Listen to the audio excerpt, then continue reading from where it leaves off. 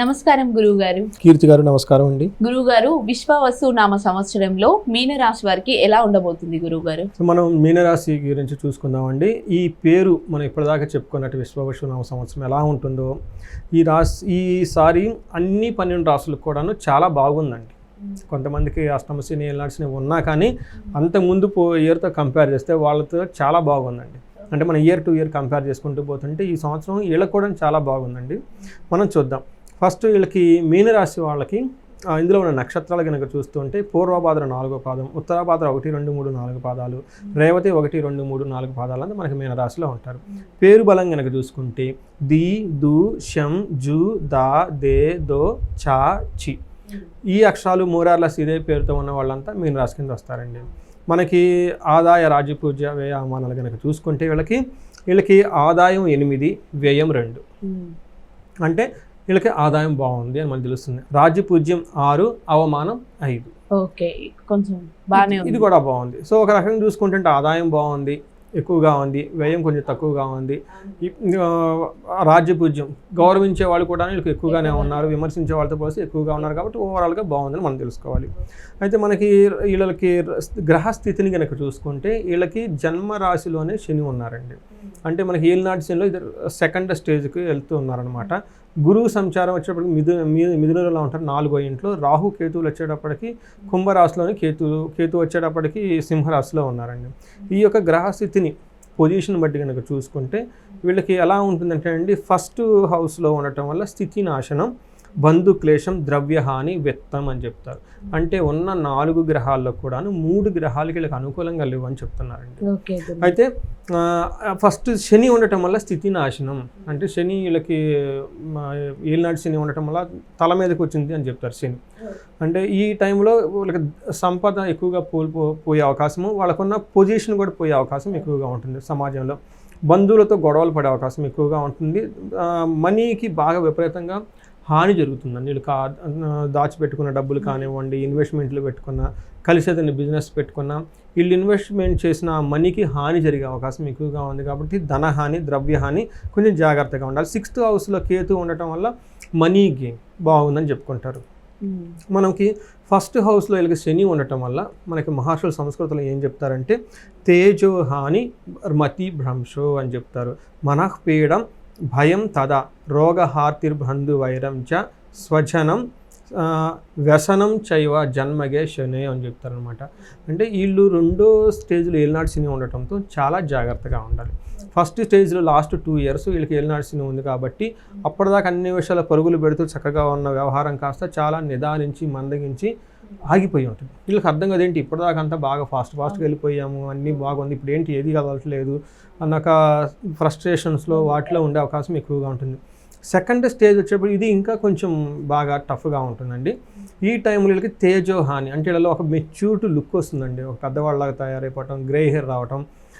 అప్పుడు అదాకా ఎందుకంటే వాళ్ళు కొంచెం ఫ్రస్ట్రేషన్లో ఉంటారు కదండి, అదంతా వాళ్ళ ముఖం మీద కనపట్టు ఉండటం, బట్టలు కూడా ఏదో సింపుల్గా వేసుకుని వెళ్ళిపోవటం, మనిషి అంతా ఏదో వంగిపోయినట్లు ఉండిపోవటం, ఇలా ఉన్నా కానీ మనసులో లేకుండా ఏదేదో అనిపిస్తూ ఉంటుందన్నమాట. అంతేకాకుండా మతి భ్రంశం, వీళ్ళు సరైన డెసిషన్ తీసుకోలేరండి. మైండ్ చాలా సెన్సిటివ్గా ఉంటుంది. అందుకని చాలా విషయాల్లో చాలా భయపడుతూ ఉంటారు, చేసుకుంటే ఏమన్నా అవుతుంది. అది ఉన్న సిచ్యువేషన్ కూడా అలానే ఉంటుందండి. ఏది చేసినా కలిసి రానప్పుడు ఇంకేమవుతుందండి. అది ఏది మంచి ఏది చెడు కూడా ఆలోచించుకునే అవకాశం ఎక్కువగా ఉంటుంది. మనసులో ఏదో బాధపడుతూ ఉంటారు, భయంగా ఉంటారనమాట.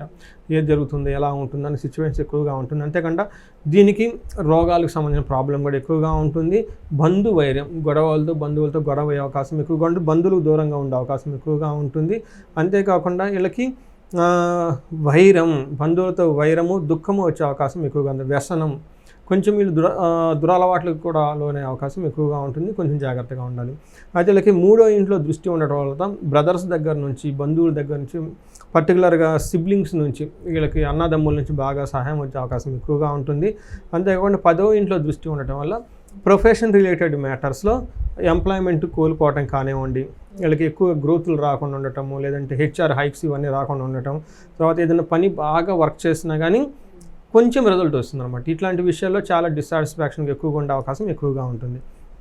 వీళ్ళకి 4th హౌస్లో జూపిటర్ ఉండటం వల్ల 8th హౌస్ని 12th హౌస్ని చూడటం వల్ల ఏమవుతుందంటేనండి, ఫస్ట్ వీళ్ళకి లాంగివిటీ బాగుంటుందండి ఈ టైంలో. ఓకే, ఆరోగ్యంగా ఉండేసి జీవన ప్రమాణాలు చాలా హెల్దీగా ఉండేసి చక్కగా మెయింటైన్ చేస్తూ ఉంటారు.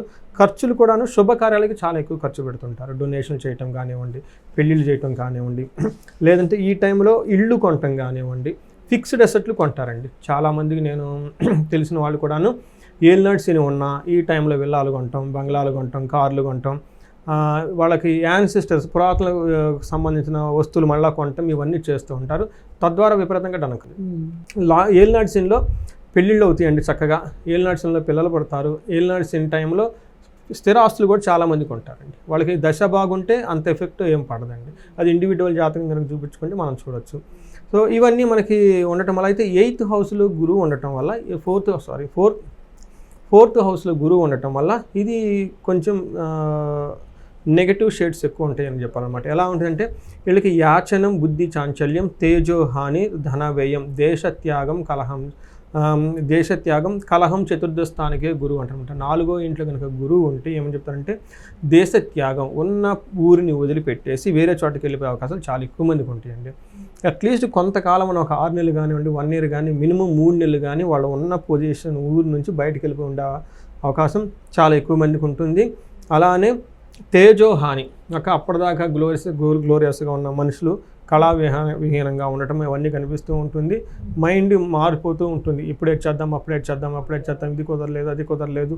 ఒక మనసులో చాలా అలజడిగా ఉండేసి యాచనం, అప్పటిదాకా డబ్బులు అడగని వాళ్ళు డబ్బులు అడగటం, అప్పటిదాకా అన్ని విషయాలు డిగ్నిటీగా ఉన్నవాళ్ళు కాస్త వాళ్ళ యొక్క డిగ్నిటీని వదులుకొని పోయి హెల్ప్ అడగటము, ఈ టైప్ ఉండే సిచ్యువేషన్ వస్తుంటుంది. సో పక్కింటి వాళ్ళు వీళ్ళు ఎవరో ఉంటారు, ఎక్కువగా మాట్లాడుకోరు. అలాంటి వాళ్ళని కూడాను సిచ్యువేషన్ అలా వచ్చేస్తుంది. వాళ్ళు పోయేసి అడగటం. కొన్నిసార్లు వీళ్ళకి మంచి పొజిషన్లో ఉంటారు జాబ్లో, వాళ్ళ కింద వాళ్ళని కూడా వెళ్ళిపోయేసి నాకు హెల్ప్ కావాలి చేస్తావా అని అడగాల్సిన సిచ్యువేషన్స్ వచ్చే అవకాశం ఎక్కువగా ఉంటుంది.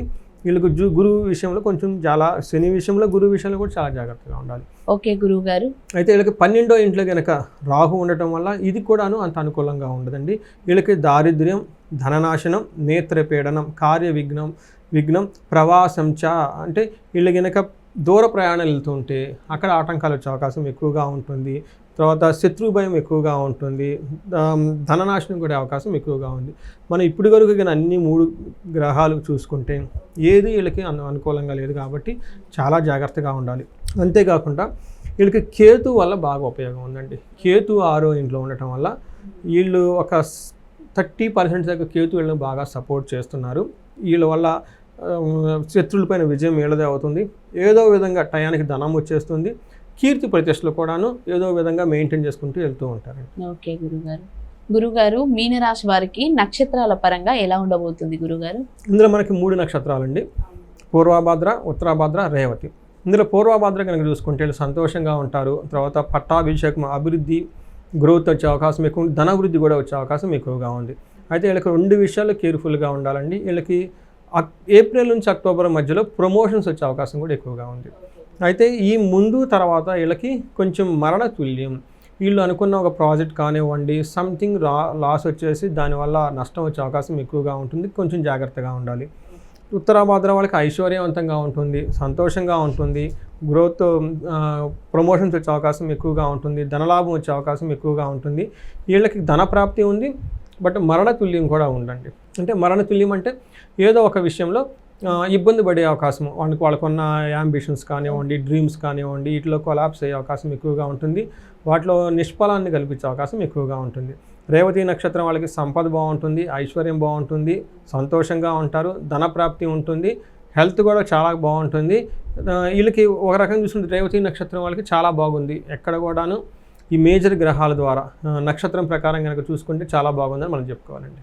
ఓకే గురువుగారు, మీనరాశి వాళ్ళు చేయాల్సిన పరిహారాలు తెలియజేయండి గురువుగారు.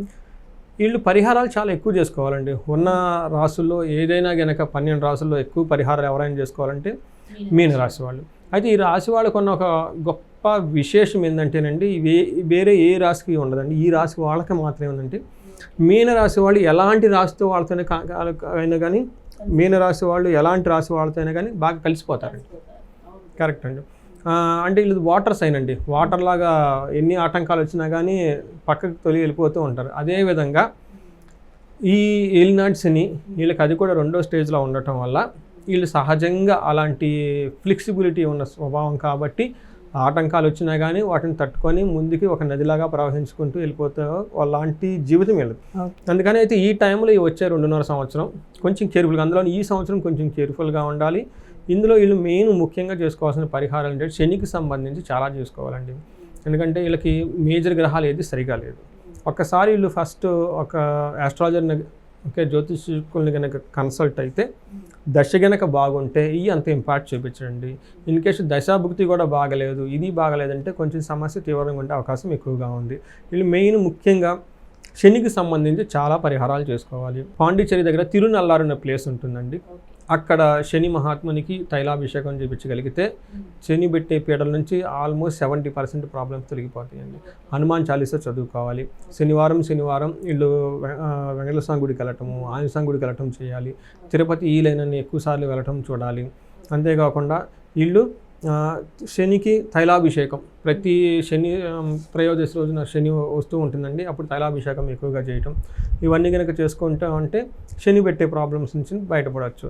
అలానే వీళ్ళకి గురువు కూడాను అంత ఎక్కువగా అనుకూలంగా లేరు కాబట్టి వీళ్ళు కోటప్పకొండ దగ్గర, మనకి గుంటూరు దగ్గర కోటప్పకొండ ప్లేస్ ఉంటుందండి. అక్కడ విజిట్ చేసుకొని దర్శనం చేసుకొని హోమం చేస్తాడు గురువారం. అది చేసుకున్న చాలా బాగుంటుంది. రాహుకి సంబంధించి పర్టికులర్గా 12వ ఇంట్లో ఉండటం వల్ల ఫారిన్ వెళ్ళే వాళ్ళకైతే చాలా బాగుంటుంది. కానీ ఇక్కడ ఉండే వాళ్ళకి కూడా ద్రవ్యహాని జరుగుతుంది కాబట్టి వీళ్ళు దుర్గాదేవిని కనుక పూజిస్తూ ఉంటే దుర్గా సప్తశ్లోకిని చదువుకున్న చాలా బాగుంటుందండి.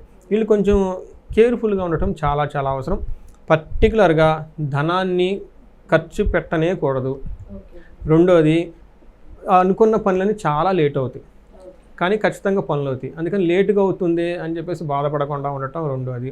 తర్వాత సూర్య నమస్కారాలు చేయటం, హెల్త్ కాంప్లికేషన్స్ ఏమీ లేకుండా ఆరోగ్యంగా చూసుకోవటం, తర్వాత వేరే వాళ్ళతో సత్సంబంధాలు మెయింటైన్ చేయటం, ఇవన్నీ చేస్తూ ఉంటే చాలా వరకు మీనరాశి వాళ్ళకి శని యొక్క తీవ్రత నుంచి పరిహారం చేసుకోవచ్చండి. ఓకే గురుగారు, మీనరాశి ఫలితాలు పరిహారాలు మాకు తెలియజేసినందుకు ధన్యవాదాలు గురుగారు. ధన్యవాదాలండి.